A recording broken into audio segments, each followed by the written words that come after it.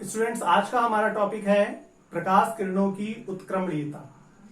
आज हम देखते हैं, समझते हैं कि प्रकाश किरणों की उत्क्रमणीयता क्या होती है या प्रकाश की उत्क्रमणीयता क्या होती है।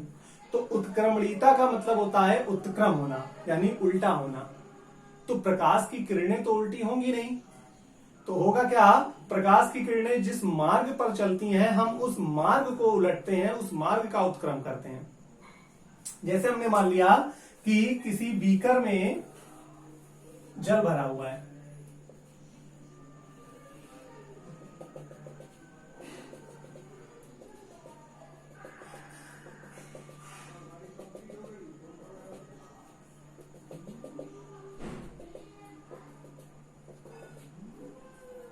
ये हमने इस पर एक अभिलंब खींच दिया और हमने मान लिया कि इस पर कोई प्रकाश की किरण PQ आपतित होती है।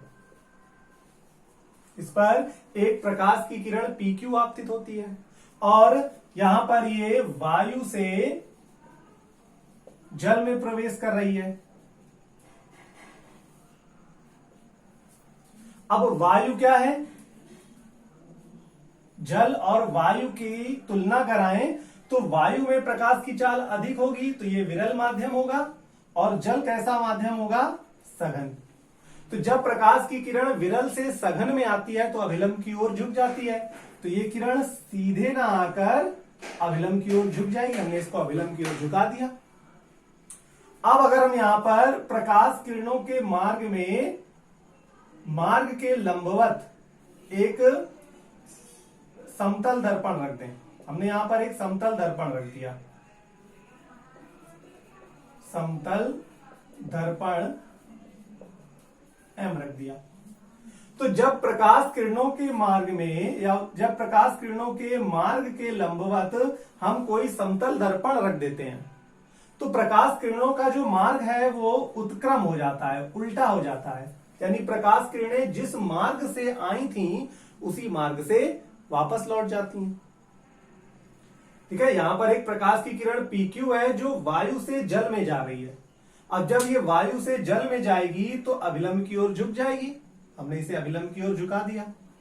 उसके बाद हमने यहां पर नीचे सतह पर प्रकाश किरणों के मार्ग के लंबवत एक समतल दर्पण प्लेन मिरर M रख दिया।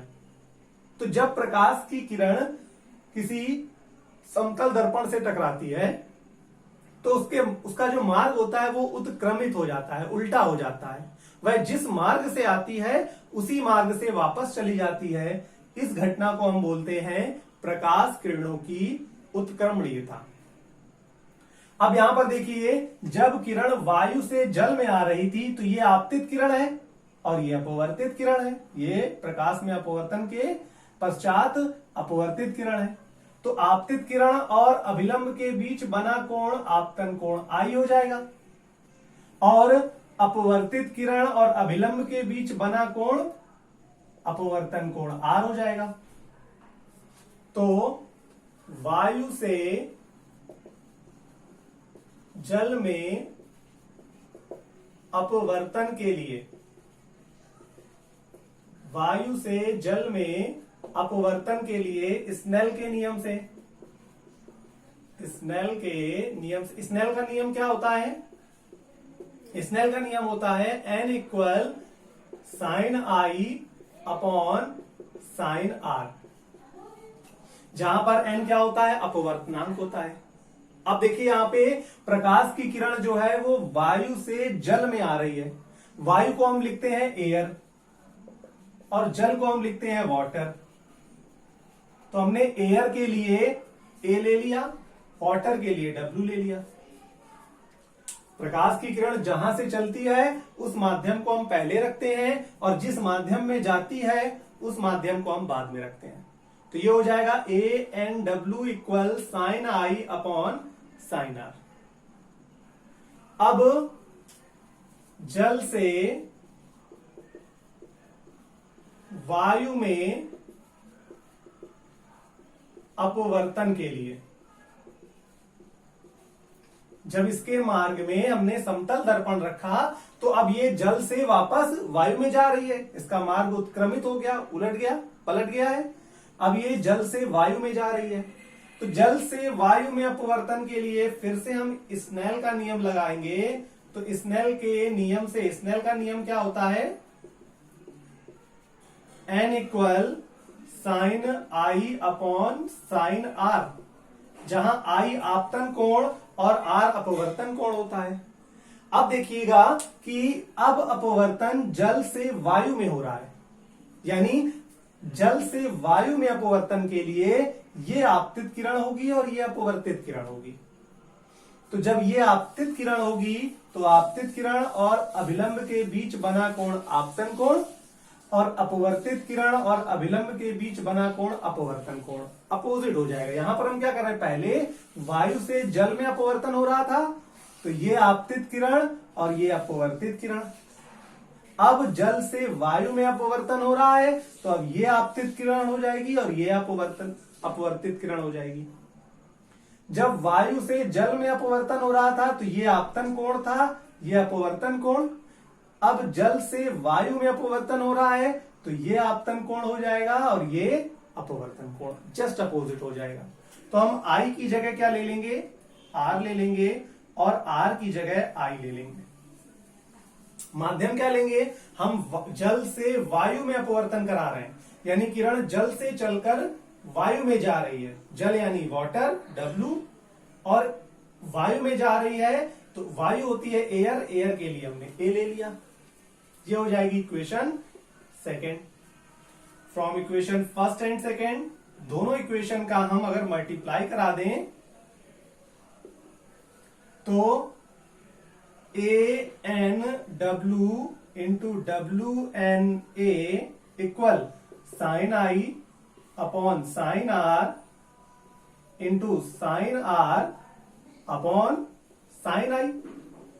साइन आई से साइन आई, साइन आर से साइन आर कैंसिल, बचेगा क्या हमारे पास, ANW इंटू WNA इक्वल 1। ये बचेगा, ये कैंसिल होके 1 हो जाएगा। तो ANW इक्वल क्या आ जाएगा, 1 अपॉन WNA। यानी अगर हम माध्यमों को बदल देते हैं आपस में तो अपवर्तनांक व्युत्क्रम हो जाता है। अब अगर हम यहां पर 1 2 लेकर चलें, माध्यम 1 और माध्यम 2 लेकर चलें, तो क्या होगा, A की जगह 1 रख देंगे, W की जगह 2 ले लें, वायु यानी A बराबर 1 ले लें और जल W बराबर 2 ले लें, तो क्या होगा, 1 1 N 2, W की जगह 2 रखा, इक्वल 1 अपॉन 2N1। माध्यम आपस में बदल दिए तो अपवर्तनांक जस्ट अपोजिट हो जाएगा, व्युत्क्रम हो जाएगा। अब देखिए यहां पे इससे रिलेटेड क्वेश्चन कैसे आते हैं। अब जैसे और भी एग्जांपल देख लीजिए आप, हमने ले लिया ANG, तो हम इसको लिखेंगे 1 अपॉन GNA। जैसे यहां पर ANW था, 1 अपॉन में लाएंगे तो W यहां आएगा, A यहां आ जाएगा, दोनों आपस में चेंज हो जाएंगे, WNA। उसी तरह ANG हो जाएगा 1 अपॉन GNA। अगर यहां पर लिखा है हमने WNG, तो WNG इक्वल हो जाएगा 1 अपॉन GNW, दोनों आपस में इंटरचेंज हो जाएंगे। अगर हम यहां लिखते हैं GNW, तो ये हो जाएगा 1 अपॉन WNG, इन दोनों को आपस में इंटरचेंज कर देंगे। ठीक है, अब देखिए यहां पे इससे रिलेटेड न्यूमेरिकल कैसे आते हैं।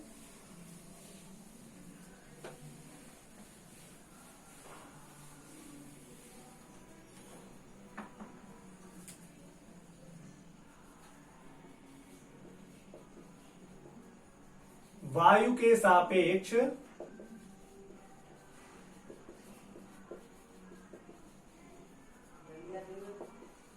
जल का अपवर्तनांक 2/3 है, तो या हमने इसको 3/2 मान लिया, तो जल के सापेक्ष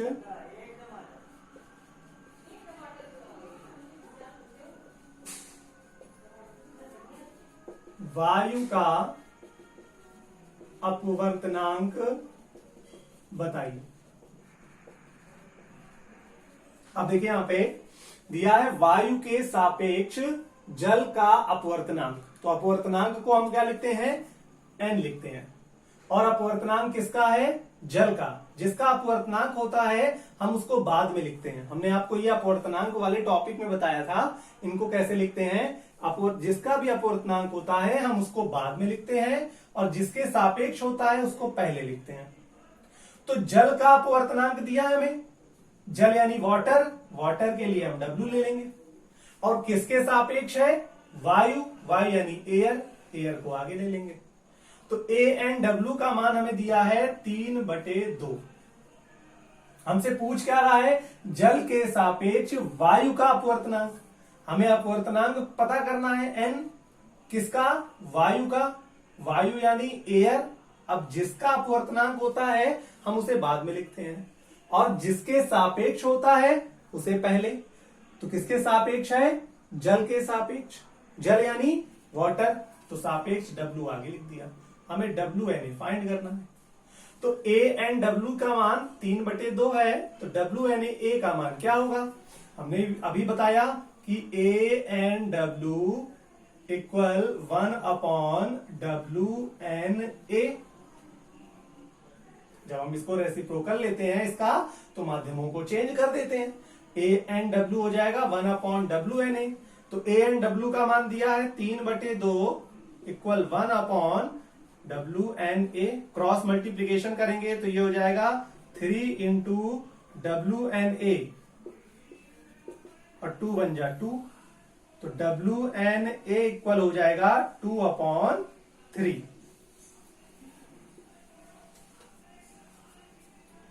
इसी प्रकार क्वेश्चन दे देगा आपको, जल के सापेक्ष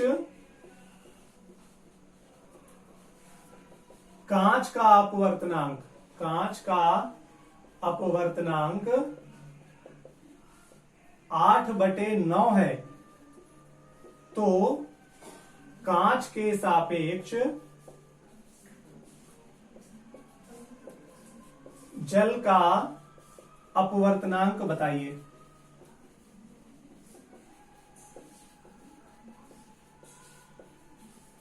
ठीक, तो अब देखिए यहां पे जल के सापेक्ष कांच का अपवर्तनांक, अपवर्तनांक हमें दिया है 8/9। ये क्या दिया हुआ है, अपवर्तनांक किसका, कांच का। कांच यानी ग्लास, जिसका अपवर्तनांक होता है उसे हम बाद में लिखते हैं, और जिसके सापेक्ष होता है उसे हम पहले। जल के सापेक्ष दिया है, जल यानी वाटर, W, तो WNG इक्वल 8/9 हो गया। अब हमसे पूछ क्या रहा है, कांच के सापेक्ष जल का अपवर्तनांक। अब हमसे अपवर्तनांक n पूछ रहा है, किसका, जल का। जिसका अपवर्तनांक होता है उसको हम यहां लिखते हैं बाद में। तो जल का अपवर्तनांक पूछ रहा है, जल यानी वाटर, वाटर के लिए हमने W ले लिया। किसके सापेक्ष, कांच के सापेक्ष।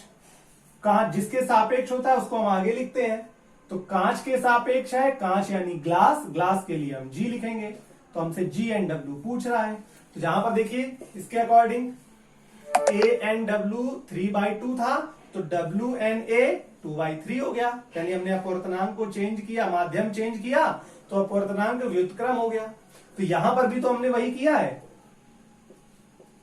देखिए माध्यम को चेंज कर दिया, तो अपवर्तनांक जस्ट व्युत्क्रम हो जाएगा, यानी 9/8 हो जाएगा। आप डायरेक्ट भी लिख सकते हो। आप सपोज करो आपको दिया हुआ है ANG इक्वल 4/5, पूछ रहा है GNA कितना होगा, बताइए। ANG 4/5 है, तो GNA क्या होगा, GNA हमने माध्यम चेंज कर दिए, अपवर्तनांक पलट जाएगा, 5/4 हो जाएगा।